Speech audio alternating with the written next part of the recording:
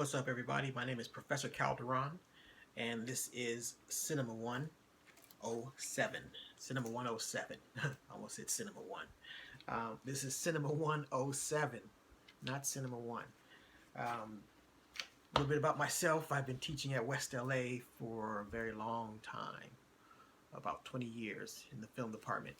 And Cinema 1 is one of my favorite courses because it's the one where students walk away feeling like they're seeing movies differently. Everything they see is different now.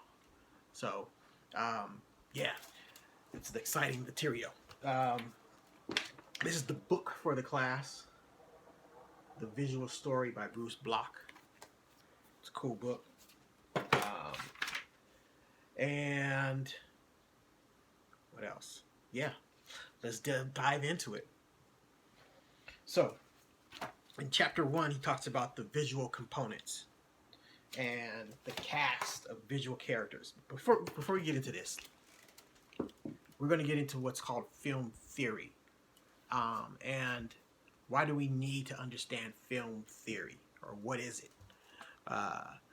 Film theory is when you take an analysis of the images intentionally juxtaposed in a film, and they strategically place these images in order to tell a story.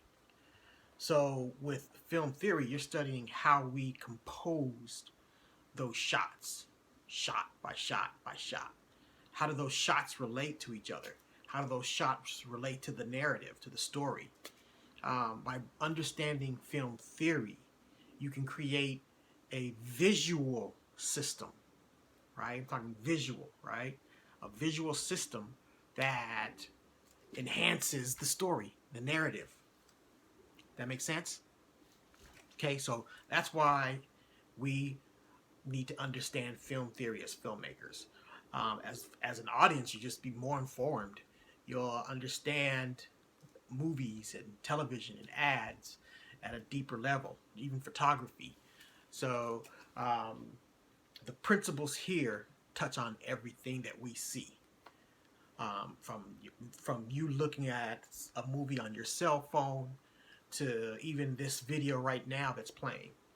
Everything we see that is on some sort of medium has film theory sort of baked into it, so to speak. Okay? So what we're looking at are the components, right? The components. So he starts off, Bruce Block, and I'm going from the book here. Boom, let's dive right into it. The visual characters. Everywhere we go, we're confronted by pictures. We look at still pictures in books, magazines, and at museums. We watch movies at the movie theaters, and television, at concerts, and theaters. We play video games and surf the internet. We look at a lot of pictures. Big, little, moving, blah, blah, blah, blah, blah. They're all pictures. This book is about learning how to understand and control these pictures. Okay? Pictures can be, then he breaks them down into 3 fundamental building blocks: story, sound, and visuals. Story, the building blocks are plot, character, and dialogue. For sound, the building blocks are dialogue, sound effects, and music. But in film, the building blocks of visuals, what are they? Scenery, props, costumes? He claims that these answers are too limited. The building blocks for visuals are these basic components, okay? And we're going to dive into each one. Space, and this is not the space that like you want to give someone like, yo man, you in my space, or you're crowding me. There are 3 kinds of visual space. The physical space I'm talking about in front of the camera, right? And the second space is how it appears on the screen itself, right? The third space is the size and space of the screen. So the size of your computer monitor. If you're watching, you have an 11-inch monitor. That would be considered the space as well. All right, or if some of you may be watching this on a big screen TV, huge flat screen TV or something. That dimension of that screen would be considered part of the space as well. Line and shape is the next the next visual component. Line and shape go hand in hand because you can't have a line without making a shape, or you can't have a shape without having a line making that shape. Okay, and I'm talking basic shapes like circles, squares, cones, cylinders, all these basic shapes. I'm apologizing beforehand. Today's garbage day, and the garbage truck is about to rumble by. So, as it gets closer, I'll just stop. And it's like literally going to be right out this window. Okay, the next one refers to tone. Or, I'm sorry, the next visual component is tone. Tone refers to the brightness of an object, okay, in relationships to the grayscale. The next visual component is color. And color is very basic, simple, right? Probably the most obvious one, the color of an object. And here's our trash truck. So I'm just going to pause until he's gone by.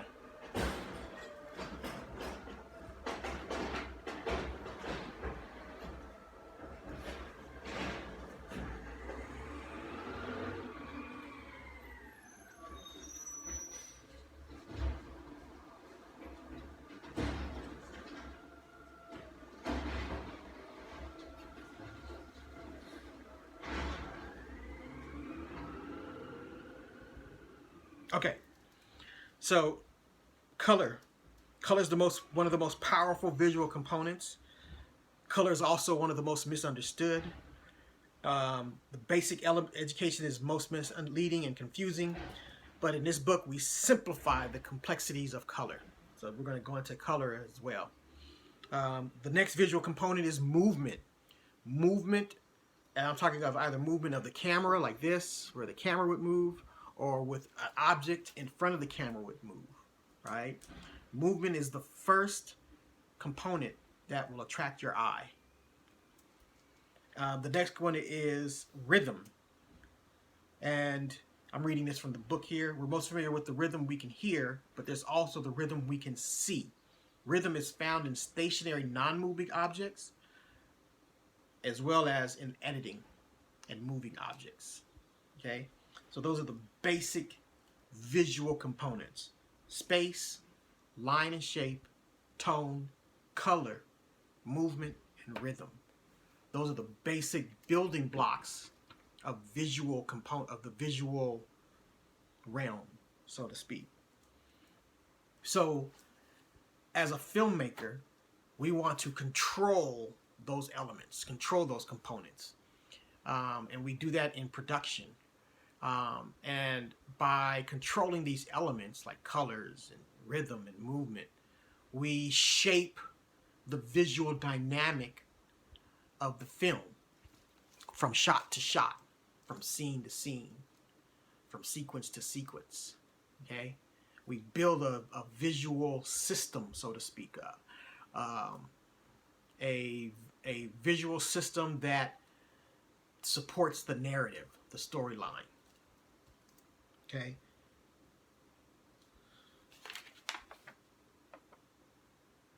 So, in order to talk further about this, we need to understand some terms. And these are simple terms right now. Okay, the first one is the screen. And when he refers to the screen in the book, he refers to the two-dimensional screen where we watch the movies, right? This two-dimensional meaning like your like this laptop right here, right? The screen is not three-dimensional. It's thin. It's like, you know, less than an inch, half an inch thin. It's only two-dimensional, meaning it's up and left and right, right? So that we mean by flat, two-dimensional, the screen. And that can be anything from a picture hanging in a museum, a magazine, a book, a photo in a book, right? A handheld device, anything. The next term are real world and screen world. Real world and screen world. The real world is the world that we actually inhabit, where we have flesh and blood and, you know, our feelings get hurt. That's the real world. The screen world is the world that is inhabited on the screen. Okay? So we have real world and screen world. This next one is very important. Okay? This term called the picture plane. Okay? Let me read it word by word what he has in the book. This is an important one to understand. Once you understand the picture plane, you can understand perspective. Once you understand perspective, you can understand depth. Once you understand depth, you can understand flat space, deep space, right? So the picture plane is where it starts. This is important.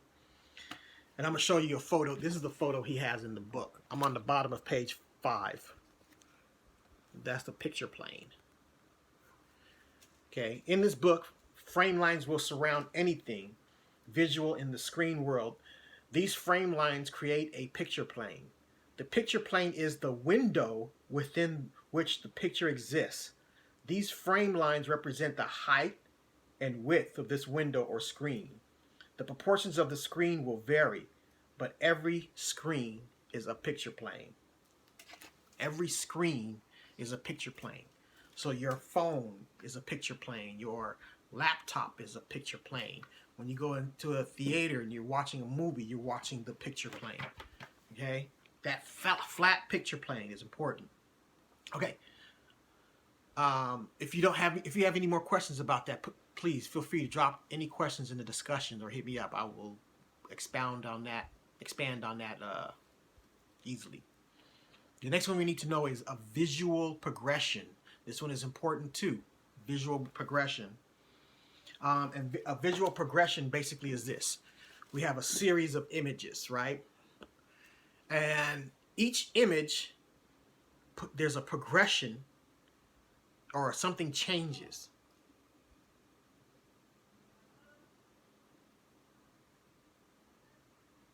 In each frame, something changes. So, for example, he gives us in the book an example of a visual progression where we go from this image where we have one dot, and then that one dot becomes a line, and then that line expands into a square, and then the square expands into a cube, a three-dimensional cube. That is his example of a visual progression, right? It's a series of images. They start off as one thing and they change into something else each frame. Visual progression. Okay, so now talking about all these visual components and film theory in itself, you have to understand that this is a subject that has to be practiced, right? One that doesn't happen in theory alone. It's one that where these ideas, these principles have to be applied to be understood and to be demonstrated. So like right now they're just like concepts and ideas that I'm giving you. You know, line, shape, rhythm, tone. You know, you might be thinking, what the heck is that? Or what is it for? Again, we're building a language to talk about the visual structure. And we talk about something visual, right? It's something that has to be practiced, like in the same way music has to be practiced. You have to practice your instrument to become a good musician. Well, the same thing for visual composition. You have to practice with your camera or your cell phone, or whatever photography instrument or video instrument you're using to put these principles into action. Okay, so it's a practice, not a theory. Okay, so I'm going on to chapter 2. And chapter 2, we have this very important concept of contrast and affinity. And this is very important because this is through the lens that we're going to look at everything, all these different ideas. Okay? So contrast and affinity works like this. Contrast means different. Affinity means the same. Okay? That's what those two words mean in their most basic definition. Contrast equals different. Affinity equals the same.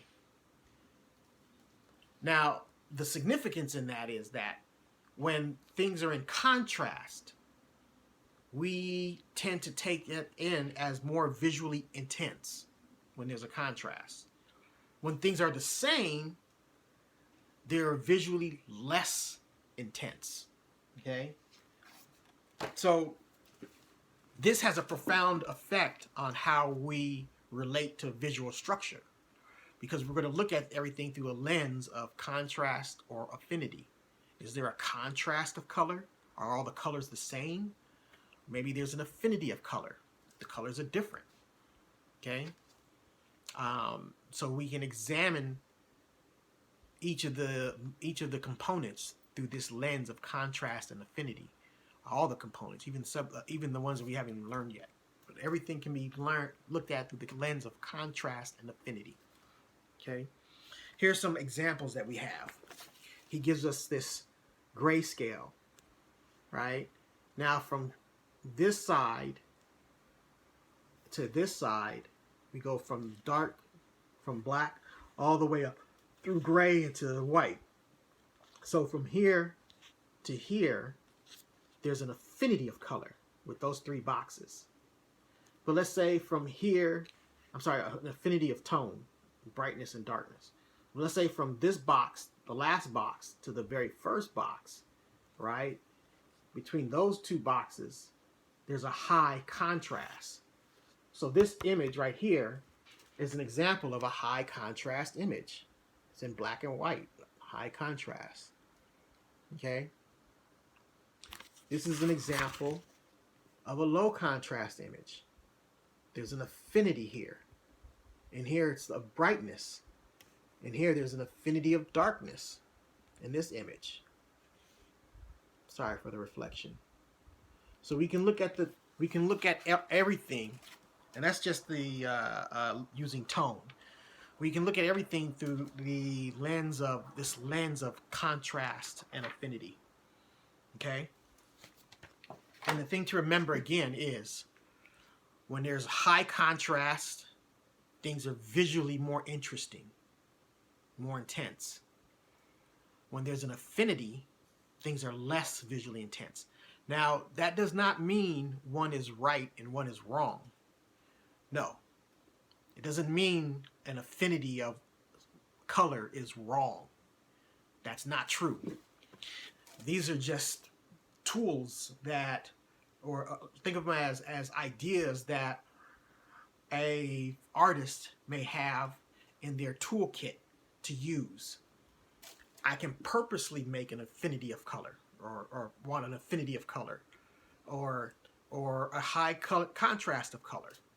I may want a black and white movie. I may want a movie that has saturated colors, like something like Sin City. So it just depends on the look and the feel of the color of the movie that we're going for. Okay? So don't think of contrast and affinity or any of this as good or bad. These are just degrees of an aesthetic, so to speak, and how it's used. Contrast, things are different. When things are different, there's a high visual intensity. Affinity means things are the same, and when things are the same, there's less visual intensity. I'm going to be repeating that a lot this quarter. All right? Contrast and affinity, contrast and affinity. All right. I'm going to stop the video there so I can take a break. and we're going to come back and talk about space.